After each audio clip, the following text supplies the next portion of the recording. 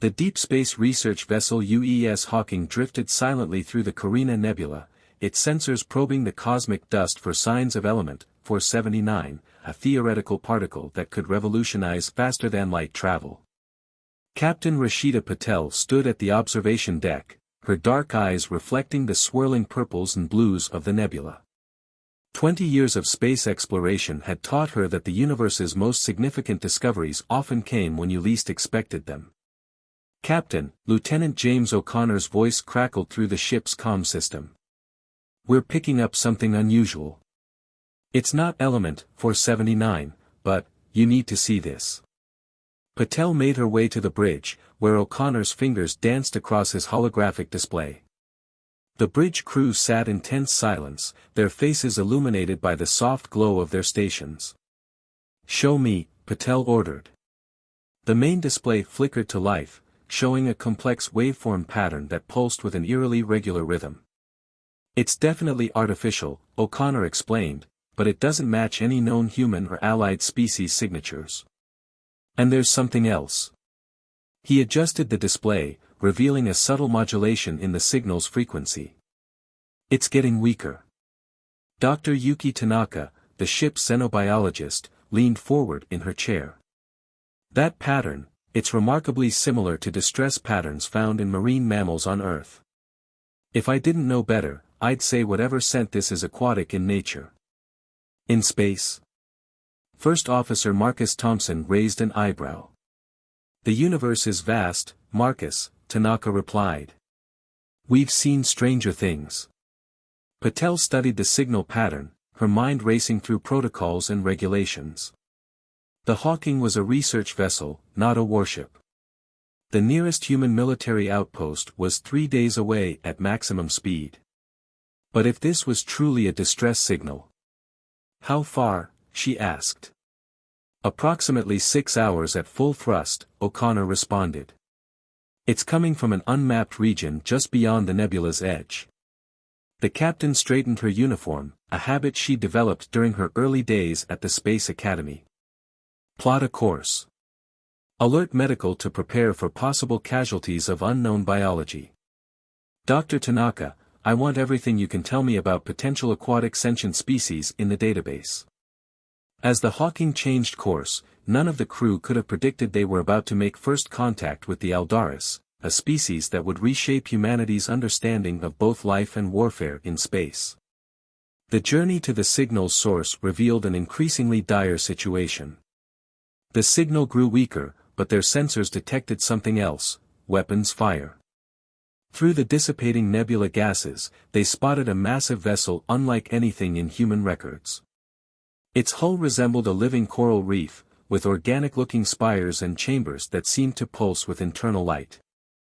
Around it, 3 smaller ships of clearly different design, angular, predatory, maintained an attack formation. "Pirates," Thompson growled. "Has to be. That sector's been having problems with raiders targeting research vessels." "Life signs?" Patel demanded. Tanaka's hands flew over her console. "The larger vessel, it's incredible. The hull appears to be semi-organic, and I'm detecting thousands of life signs. But they're fading. Whatever environment they need to survive in, it's failing."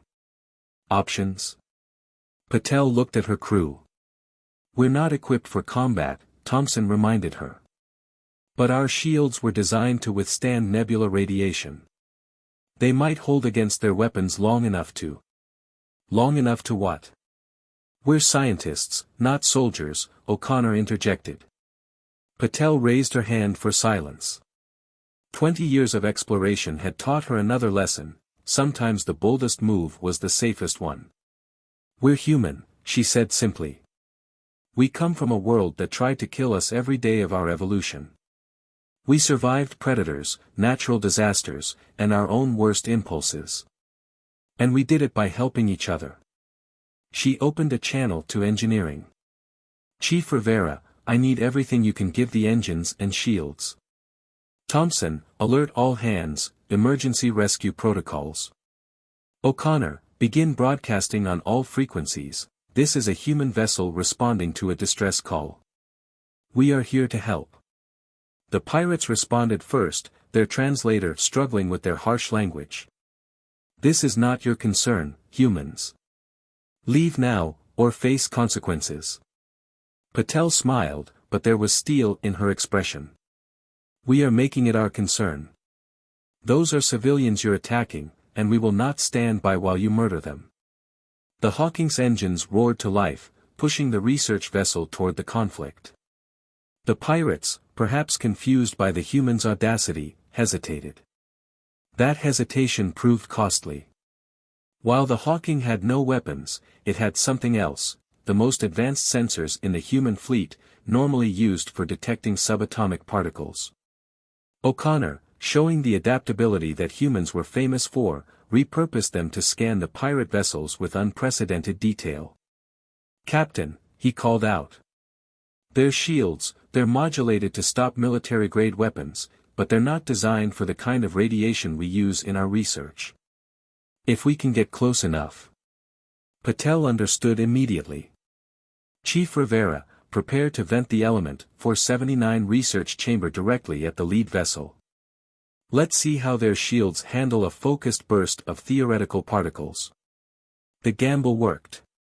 The particle burst, harmless to organic matter but devastating to the pirate sensitive shield generators, created a cascade failure in their defensive systems. As their shields flickered and died, the pirates faced a choice: stay and fight a vessel that could apparently disable their defenses at will, or retreat and find easier prey. They chose to run. As the pirate ships vanished into FTL, the Hawking approached the damaged alien vessel. Now they could see the true extent of the damage, and the beauty of the ship itself. What they had thought were decorative spires were actually complex atmospheric processors, designed to maintain what must be an aquatic environment inside. "They're hailing us," O'Connor reported, surprise evident in his voice. "The universal translator is adapting. It's like nothing I've ever seen." The main screen flickered, and the bridge crew got their first look at an Eldari. The being that appeared was vaguely humanoid but clearly adapted for aquatic life, with iridescent scales and graceful tendrils that moved like anemone fronds in a current. Its large, expressive eyes studied them with what seemed to be equal fascination. "Humans," the translator rendered its melodic speech. "We are the Eldaris. You have saved our research vessel and our people, though you had no obligation to do so. We have heard of your species, the organisms from the high-gravity death world that somehow achieved space flight. But we never understood until now." "Understood what?" Patel asked. "Why the universe chose to evolve life on such a harsh world. Your adaptability, your courage, your willingness to help unknown species at risk to yourselves, these are traits forged in the crucible of your world. We would be honored to share knowledge with you." As the Hawking's crew began rescue operations, helping the Eldaris repair their vessel's atmospheric systems, Patel reflected that this was why humanity had reached for the stars, not just to discover new life, but to prove that the hardships of Earth had shaped them into something remarkable, a species that would face any challenge to help others in need. The Galactic Council's emergency session chamber buzzed with tension as representatives from 37 species debated the Hawking incident. Ambassador David Okafor stood calmly at the center, his diplomatic uniform pristine despite the 12-hour session.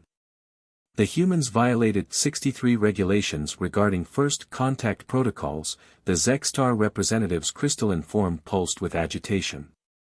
They interfered in a territorial dispute without authorization. A territorial dispute? Okafor's voice carried easily through the chamber. "We have evidence that pirates were attacking a civilian research vessel. Where I come from, we call that piracy." The Eldari representative, suspended in a hovering aquatic chamber, moved forward. "The humans saved 3,000 of our people. Our children. Our scientists. Would you have preferred they follow protocol and let us die?" The chamber erupted in overlapping arguments. The Council had never quite understood humans. Since Earth's admission to the galactic community 50 years ago, humanity had repeatedly confounded expectations. They were from a death world, yet showed remarkable compassion. They lacked the advanced technology of older species, yet consistently found innovative solutions to seemingly impossible problems. Admiral Helena Reyes watched the proceedings from the UES Thermopylae, the flagship of humanity's rapidly growing fleet. The Council's deliberations were being broadcast across all secure channels, and she had a particular interest in their outcome. Her ships were currently stationed just outside the Carina Nebula, officially for training exercises. Admiral, her XO, Commander Raj Patel, approached with a data pad. "We're picking up multiple distress signals from the Proxima trading route. Similar signature to the ships that attacked the Aldaris vessel." Reyes studied the data. The pirates had grown bold, attacking multiple targets simultaneously. The Council's inaction had convinced them they could operate with impunity. But the Thermopylae wasn't just any ship, it was the first of humanity's new Defender-class vessels, designed to protect Earth's expanding interests in space. "The Council hasn't reached a decision," Patel reminded her. "If we intervene." "The Council," Reyes interrupted, "is currently debating whether saving lives is more important than following protocols. I'm not waiting for bureaucrats to decide if we can help people in danger." She opened a channel to the fleet. "All ships, battle stations. We're about to give these pirates a lesson in human hospitality." Back in the Council chamber, the debate was interrupted by urgent communications. Multiple ships under attack. Pirates striking civilian vessels. And then, reports of human warships engaging the raiders. The Zextar representative's crystalline form vibrated with outrage. "They're doing it again. This is a direct violation." "Of what?" Okafor's voice cut through the chaos.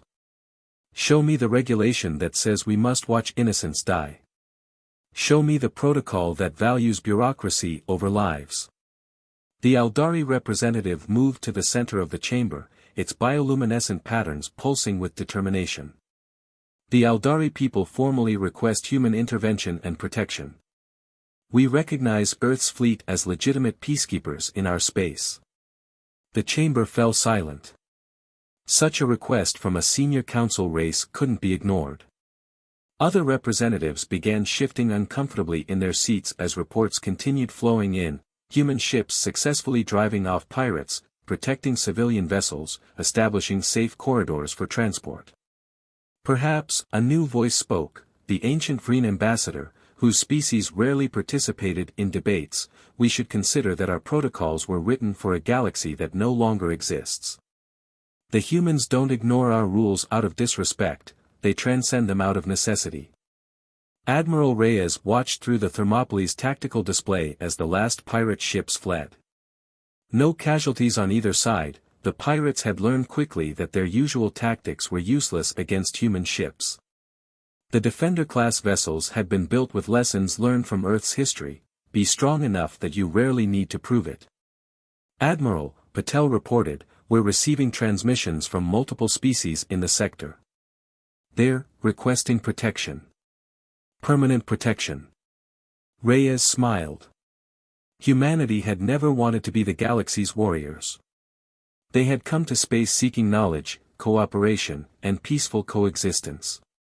But their harsh homeworld had taught them that peace sometimes needed guardians. "Acknowledge their requests," she ordered. "And inform Earth Command that we'll need more ships." It seems humanity just became the galaxy's peacekeepers. In the council chamber, Ambassador Okafor watched as the mood shifted.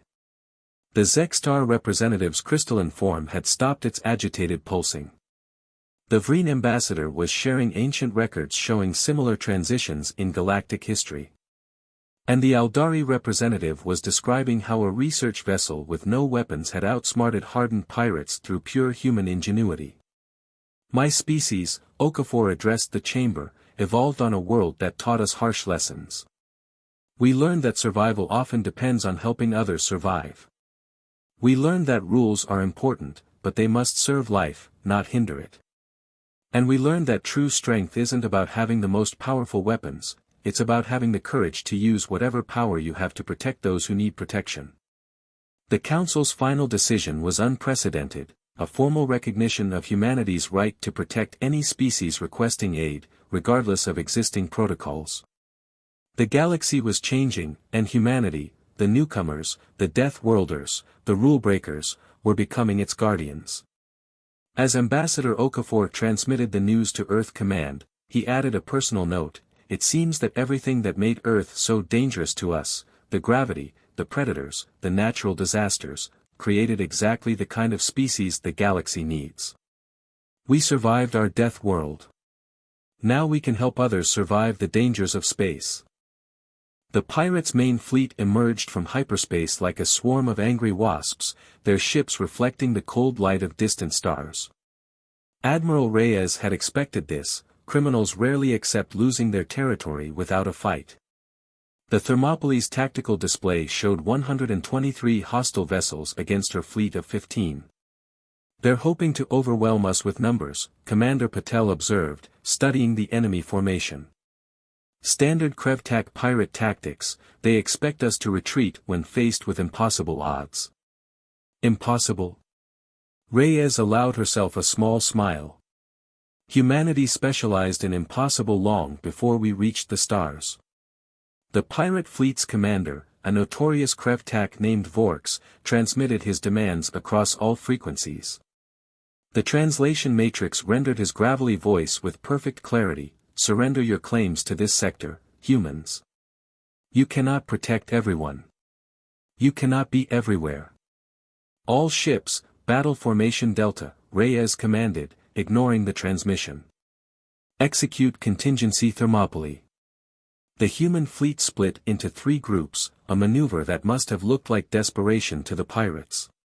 But Earth's tacticians had studied every recorded space battle for the past 1,000 years, learning from the successes and failures of countless species. They had discovered something remarkable: most space combat followed predictable patterns because most species evolved in comfortable environments. Humans were different.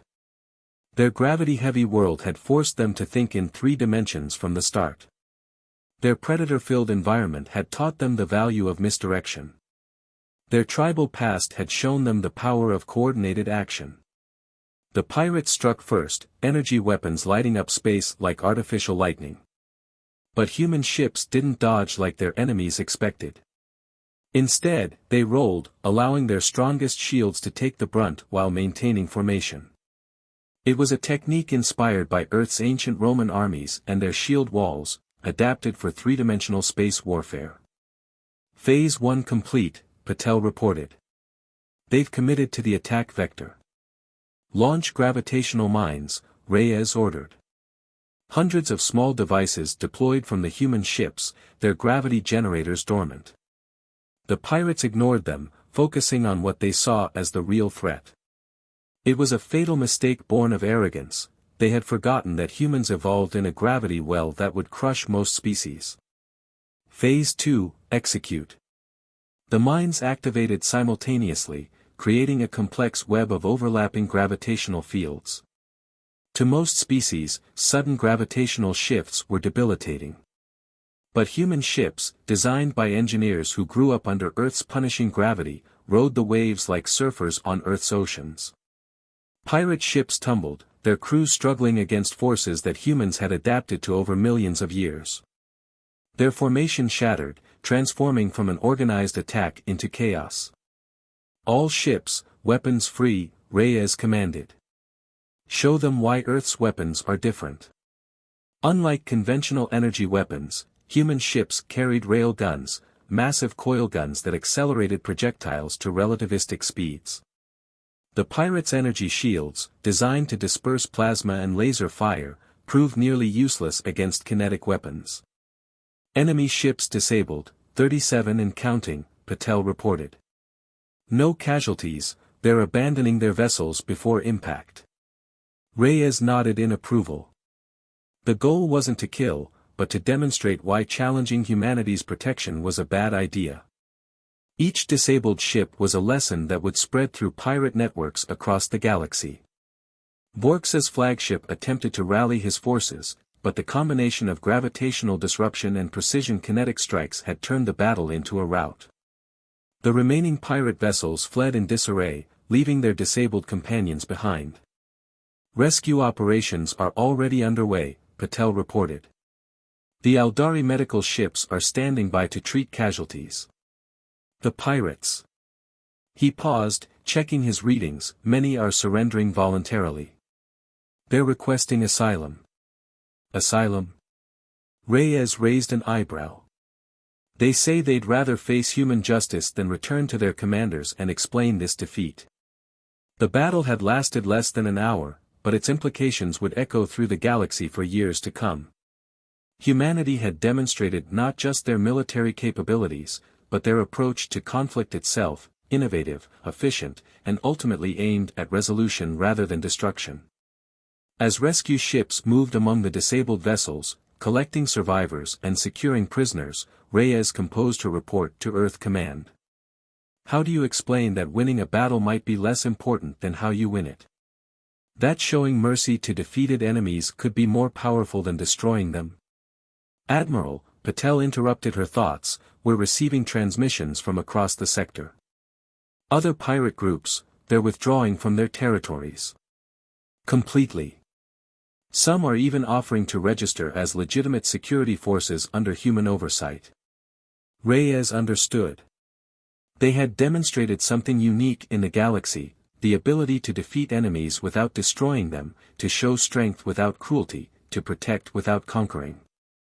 It was an approach born on Earth, where cooperation had proven as important to survival as competition. Send word to Earth Command, she ordered. We're going to need more than warships out here. We need diplomats, teachers, administrators. We're not just fighting pirates anymore, we're building something new. The stars seemed to shine brighter as the fleet began recovery operations. Humanity had come to space seeking knowledge and found a calling instead.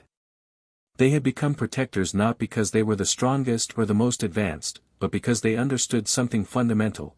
True power wasn't about domination, but about making the galaxy better for everyone in it. The vast atrium of Harmony Station sparkled with bioluminescent Eldari architecture merged seamlessly with human engineering. Dr. Naomi Winters adjusted the environmental controls of her encounter suit, preparing to meet with First Scholar Kelleran of the Eldari Science Academy. After the Battle of the Carina Nebula, this station had become the galaxy's premier center for interspecies cooperation. The concept of temperature resistance still fascinates us, Kelleran's melodic voice resonated through the water-filled chamber. Your species tolerates variations that would kill most sentient beings. Necessity drove our evolution, Winters explained, watching Kelleran's tendrils wave in elegant patterns. Earth's climate shifts dramatically with seasons and geography. We adapted or died. The Eldari scientist gestured toward a holographic display showing human physiological data. Yet you turned these harsh conditions into advantages. Your temperature regulation, bone density, muscle efficiency, they're perfectly suited for space exploration. The station's laboratories hummed with activity as human and Eldari scientists collaborated on groundbreaking research. Human adaptation to extreme conditions combined with Eldari biotechnology had already yielded breakthrough advances in environmental suits, medical treatments, and ship design. We've completed the preliminary tests on the hybrid life support systems, Winters reported, bringing up new data. By combining our atmospheric processing with your biomechanical filters, we've increased efficiency by 300%. Remarkable, Kelleran's bioluminescent patterns brightened with excitement. But more remarkable is how quickly your people mastered our technology. Other species take generations to understand new concepts. Humans are curious by nature, Winters smiled. When we don't understand something, we keep pushing until we do. Their conversation was interrupted by a commotion in the adjacent chamber. A group of former pirates, now undergoing rehabilitation under the Human Integration Program, was learning to operate Eldari environmental systems. One had accidentally activated an emergency purge cycle. Without hesitation, Winters rushed to help, her encounter suit's enhanced strength allowing her to manually override the system while instructing the trainees on proper emergency procedures.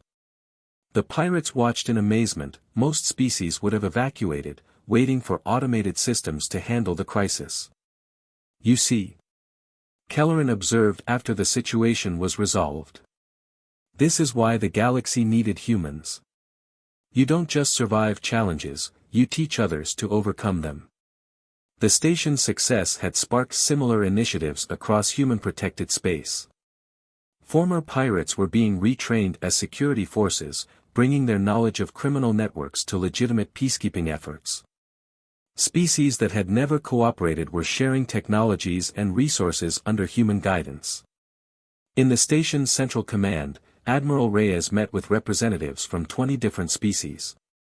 The Harmony Accords, as they were being called, would establish new protocols for interspecies cooperation, protocols based on human principles of adaptability and mutual support. "The galaxy is changing," Kelleran noted, watching the proceedings through the atrium's transparent walls. For millennia, species remained isolated, protecting their advantages. Humans showed us a better way. Winters thought about Earth's long history of conflict and cooperation, how competing tribes had gradually learned to work together, forming larger and more complex societies. "We learned the hard way that survival isn't just about being strong. It's about making each other stronger."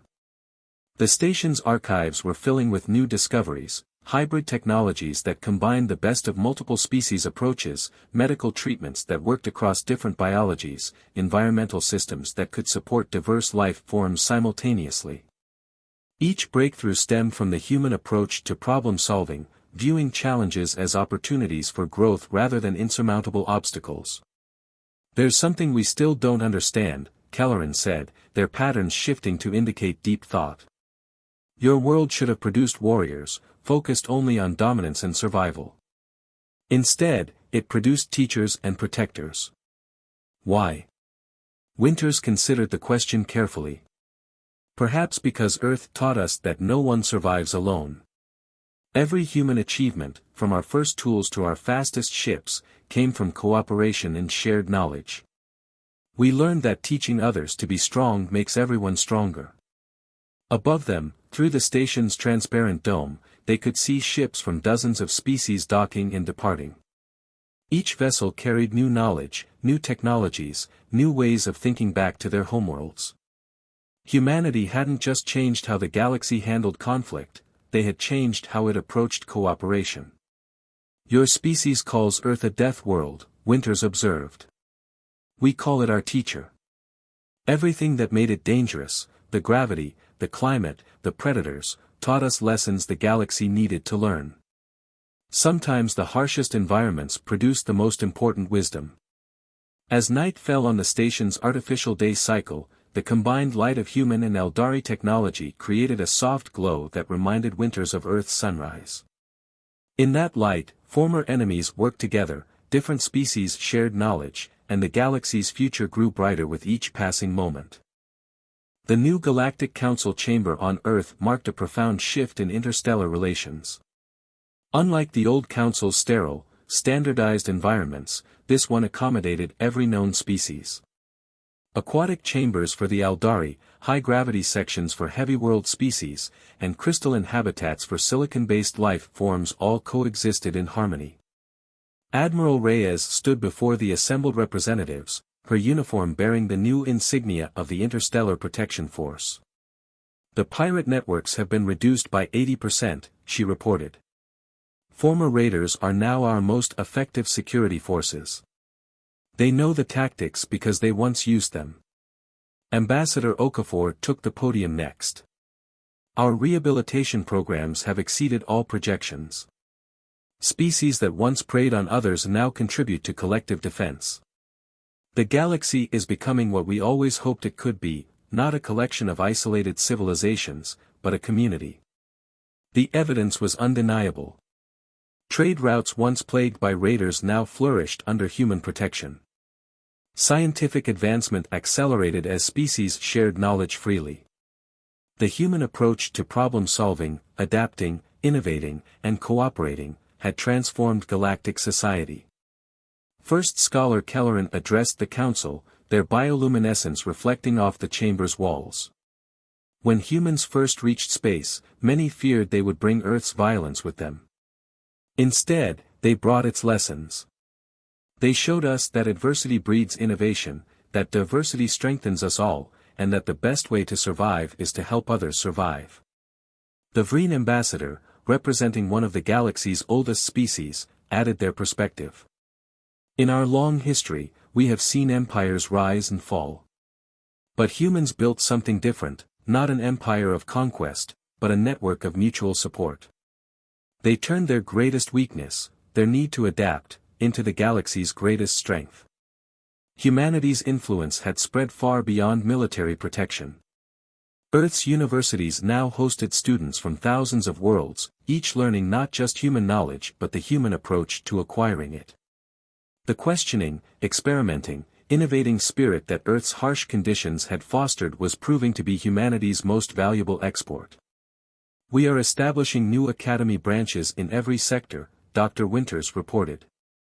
Each will combine the teaching methods of multiple species. We've learned that every perspective adds value, every tradition holds wisdom. The council chambers displays showed the transformation spreading across known space. Former pirate bases converted to trading posts. Abandoned colonies revived with new environmental systems. Species that once fought over resources now shared them, protected by human-led peacekeeping forces. Our ancestors looked at the stars and saw hope, Ambassador Okafor concluded. They didn't know that the very things that made Earth seem hostile, its gravity, its climate, its endless challenges, were preparing us for this role. We became protectors not because we were the strongest, but because we understood something fundamental: true strength comes from lifting others up. The Council's final act was to formally establish the Galactic Cooperative, with Earth as its headquarters. Not because humans demanded it, but because they had proven themselves worthy of the responsibility. They had shown the galaxy that the best way to ensure your own survival was to ensure everyone's survival. As the session ended, Admiral Reyes looked out over the Earth's nightside, city lights twinkling like stars. Somewhere out there, human ships patrolled trade routes, human scientists collaborated with alien colleagues, and human teachers shared knowledge with students from across the galaxy. We finally found our place in the universe, she mused to Ambassador Okafor. Not as conquerors or victims, but as guardians and teachers. We found more than that, Okafor replied. We found out why we evolved the way we did. Earth wasn't trying to kill us, it was preparing us. Every challenge made us stronger, every obstacle made us smarter, every hardship taught us the value of helping others. The stars seemed brighter now, not just with natural light but with the combined illumination of thousands of civilizations working together. Humanity had come to space looking for new frontiers and found a purpose instead. They had become what the galaxy needed, not because they were perfect, but because they had learned to turn adversity into advantage and competition into cooperation. Earth's harsh lessons had prepared them not to rule the galaxy, but to protect it. And in doing so, they had created something unprecedented, a civilization where strength meant lifting others up, where power meant the ability to help, and where survival meant ensuring everyone survived together.